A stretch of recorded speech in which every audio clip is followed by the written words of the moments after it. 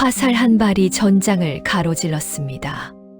수만 명을 이끌던 적장이 말 위에서 쓰러지고 고려 전체가 한 남자의 이름을 기억했습니다. 그는 누구보다 충성스러운 장수였습니다. 하지만 왕은 그에게 불가능한 전쟁을 명령했습니다. 500년 고려가 무너지며 새 나라가 열렸습니다. 그가 세운 나라는 518년을 이어갔습니다. 하지만 그는 그 나라에서 가장 외로운 사람이었습니다.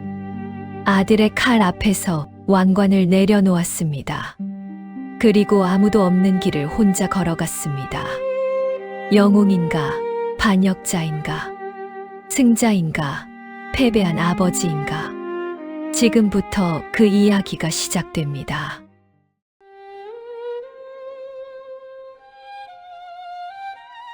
14세기 말 500년 고려 왕조가 저물고 있었습니다. 왜구의 침략으로 해안 마을이 불타고 백성들은 굶주림에 시달렸습니다.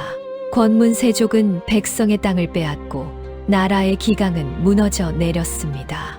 홍건적의 난, 왜구의 약탈, 부패한 귀족들, 고려는 안팎으로 무너지고 있었습니다. 지친 백성들은 새로운 시대를 열 영웅을 기다리고 있었습니다.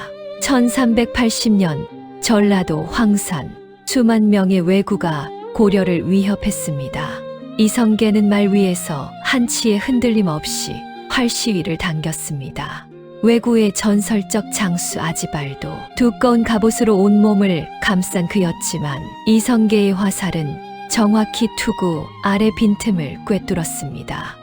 왜구 500여 명을 괴멸시킨 고려 최대의 승전 황산대첩. 이성계의 이름이 전국에 울려 퍼졌습니다. 1388년 봄 압록강의 작은 섬 위화도 고려 조정은 명나라를 치라는 명령을 내렸습니다. 하지만 장마로 강이 불어나고 군사들은 굶주리고 병들어갔습니다.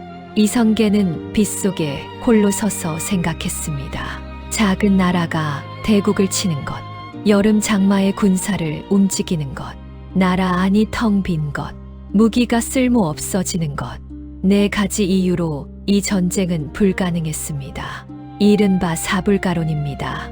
이성계는 군대를 돌렸습니다.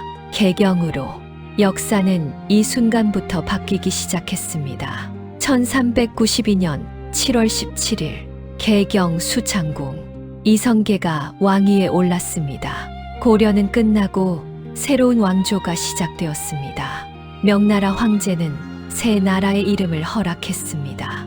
아침 햇살처럼 밝은 나라, 고조선의 영광을 잇는 이름, 조선이었습니다. 1394년 태조는 수도를 한양으로 옮겼습니다.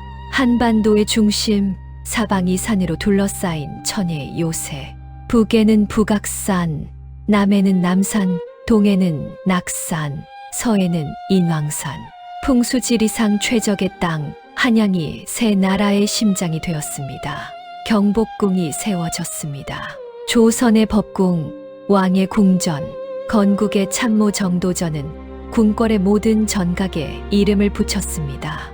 근정전, 사정전, 강령전, 모두 유교 이념을 담은 이름들이었습니다. 경복궁, 크게 복을 누린다는 뜻. 정도전이 시경에서 따온 이름이었습니다. 정도전은 유교를 바탕으로 조선이라는 나라의 설계도를 그렸습니다. 태조에게는 두 왕후가 있었습니다. 먼저 세상을 떠난 신의왕후 한씨는 이방원을 포함한 6 왕자를 낳았습니다. 총애하는 신덕왕후 강씨는 막내 이방석을 낳았습니다. 태조는 어린 이방석을 세자로 책봉했습니다. 조선 건국의 실질적 공신 이방원은 그 자리에서 묵묵히 고개를 숙였습니다. 하지만 그의 눈 속에는 꺼지지 않는 불꽃이 타오르고 있었습니다. 1398년 신덕왕후가 세상을 떠났습니다.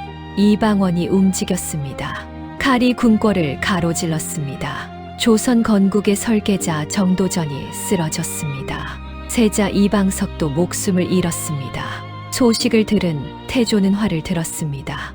이방원을 향해 하지만 손이 떨렸습니다. 천하를 누볐던 신궁의 손이 아들 앞에서는 멈추고 말았습니다. 태조는 왕좌에 주저앉으며 말했습니다.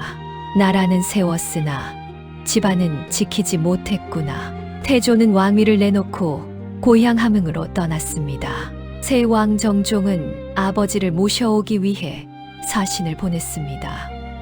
하지만 사신들은 돌아오지 않았습니다. 태조가 만나주지 않았기 때문입니다. 한 번 가면 소식이 없다. 그래서 생겨난 말이 함흥차사입니다.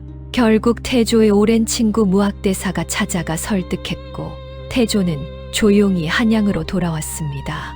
1408년 74세의 태조 이성계가 눈을 감았습니다. 그가 세운 조선은 이후 518년을 이어갔습니다. 무인으로 살다 왕이 되었고 아버지로서 깊은 상처를 받았습니다. 그는 역사상 가장 성공한 건국 영웅이자 가장 슬픈 아버지 중 한 명이었습니다. 태조 이성계, 그의 이름은 조선이 시작된 날부터 조선이 끝나는 날까지 역사의 첫 페이지를 장식했습니다. 다음 편에서는 왕이 되고 싶지 않았던 왕 제2대 정종을 만나보겠습니다.